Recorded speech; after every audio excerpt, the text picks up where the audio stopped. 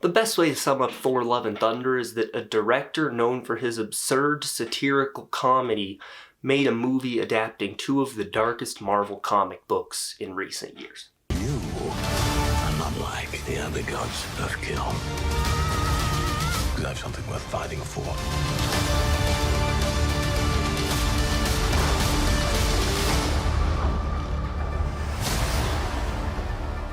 Thor Love and Thunder was co-written and directed by Academy Award winner Taika Waititi, who previously made Thor Ragnarok and a couple other movies that you've heard of. And what's exciting in this movie is not only is it the fourth solo movie for an MCU character, it also sees the return of Natalie Portman as Jane Foster. But not only is she Jane Foster, in this film she gets to wield Mjolnir and take on the title of the Mighty Thor. I am a fan of Taika Waititi. I love Thor Ragnarok. I think Jojo Rabbit is secretly genius, and it gets better the more I think about it, and his work on The Mandalorian was really good. So I was excited for this film, but I was also a bit worried because I know Waititi's style.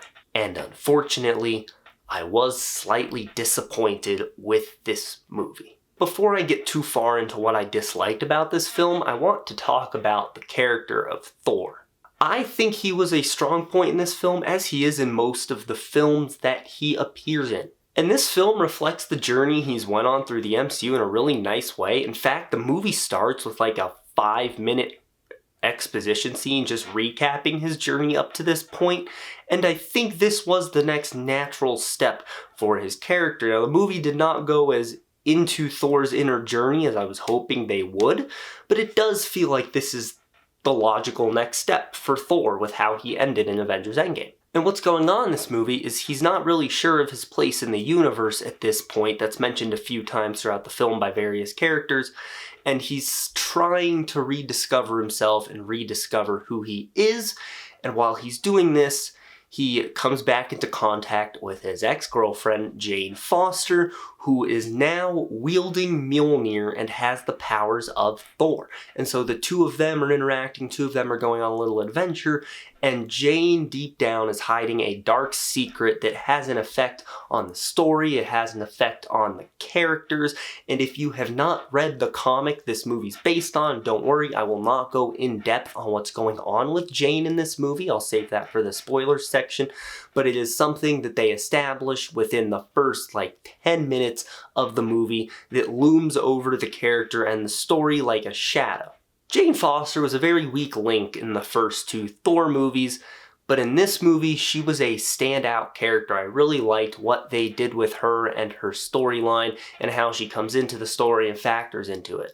And for the first time, I actually cared about the relationship between Thor and Jane. It was compelling. It felt like they had chemistry. The two of them go on an adventure across the cosmos with Valkyrie and Korg, who we'll talk about in a little bit, and they encounter some other characters on the way. This movie's full of characters. The Guardians of the Galaxy pop up in this movie, and they are barely in it, but they actually have an effect on the story. They aren't just there because that's where Thor was at Endgame.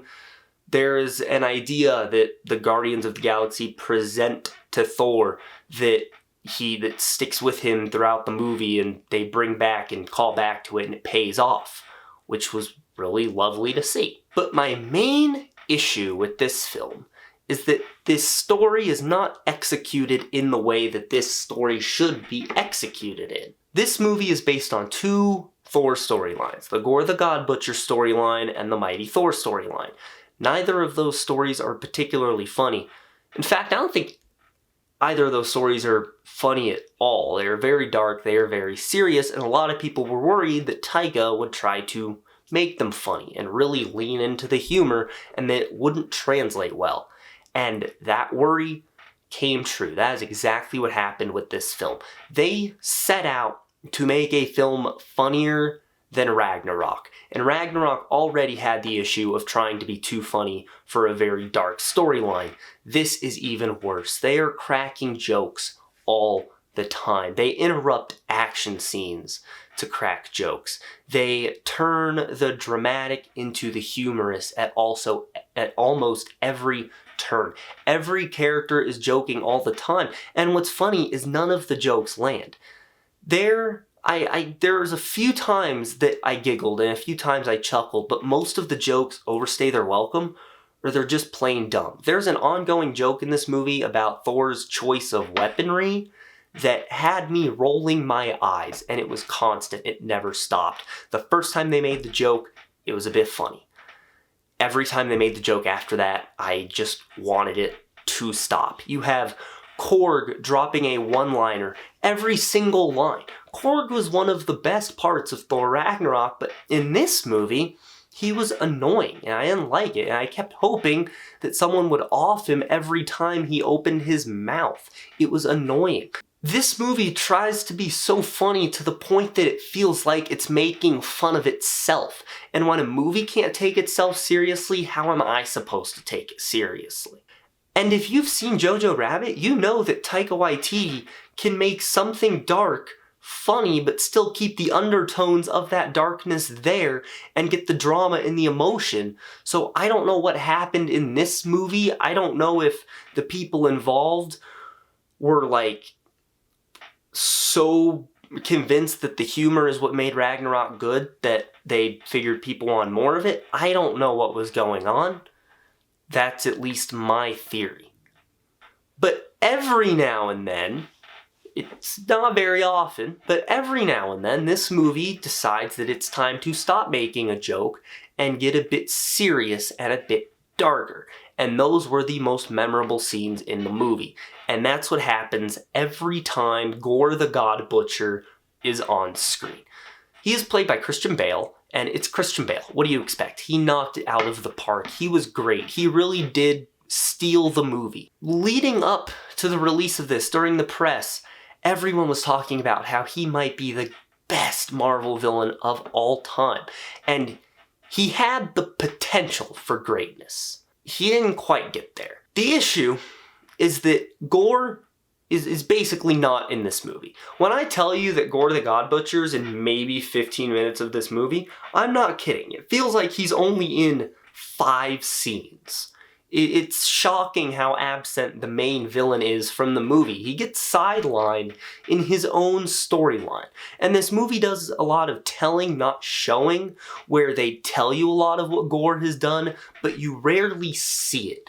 And when you rarely see the God Butcher butchering gods, it becomes hard to fear for the characters.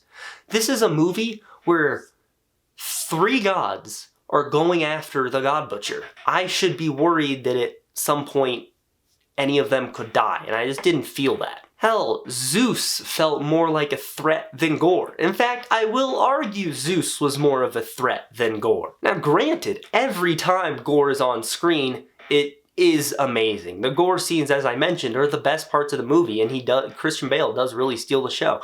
There's one scene where Goor is monologuing about decapitation, and I was on the edge of my seat for that scene. And there's a connection between Goor and Jane in this movie that I think was really clever, and it provided a great way of giving the heroes and the villain an emotional connection. And it is a bit subtle, but when I picked up on it, and I remember people had talked about it in reviews, so I kind of figured something like that was coming. But towards the end of the movie, when all the pieces kind of fit in place, it's like, oh, that's actually a really smart thing to do with these 2 characters. One thing that I knew would be great was the action. There's not a single Thor movie with bad action. Even Dark World has some good action, and this was no exception. The action in this movie is very fun, it's full of life, it's invigorating, exhilarating, all the adjectives that can go with that. That's what the action in this movie was. And there was one fight in particular that was super memorable, and it was there's a fight in what's called the Shadow Realm, where everything is basically black and white, but then you see Thor use his powers and it's just super desaturated. And it was one of the best visuals in the entire MCU, and I cannot wait to rewatch that scene in particular. I mean, in fact, the whole movie really looks good.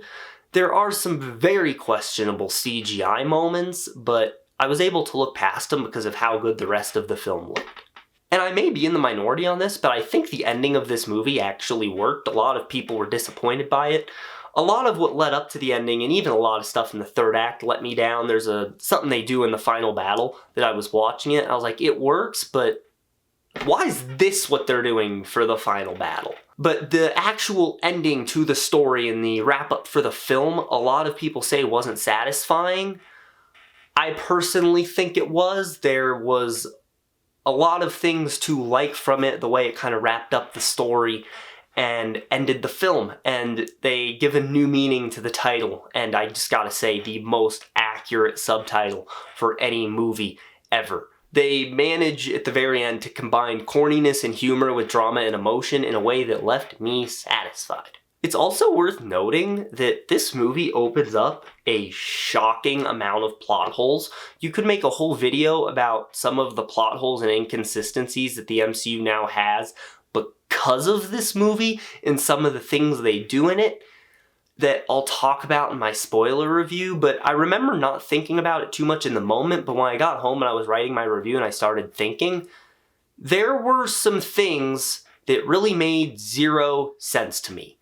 A lot of those involve both Mjolnir and Stormbreaker and another weapon in this movie that they say is like the most powerful thing in existence, but you never really feel the effects of that power, and it actually feels a lot weaker than it should. But I'll talk about all that in my spoiler review, which is coming out tomorrow. Thor Love and Thunder feels a lot like Thor in the movie, unsure of what exactly it's supposed to be. At times it feels like a rom-com, at other times it feels like a horror film, and sometimes it feels like an 80s rock and roll music video, and it does all of these fine, but none of them great. And while I did have fun with what we got, I cannot help but be disappointed with the final product. I am going to give Thor Love and Thunder a C. Well, that's my review for Thor Love and Thunder. What did you think of my review as well as the movie? Let me know down in the comments below. Also, stay tuned because I will have a spoiler review coming out as well as a couple other Thor-related videos here in the next few days. So, subscribe and click on the bell icon to get notified when I drop all of that. That's going to be it. Have a great day, guys.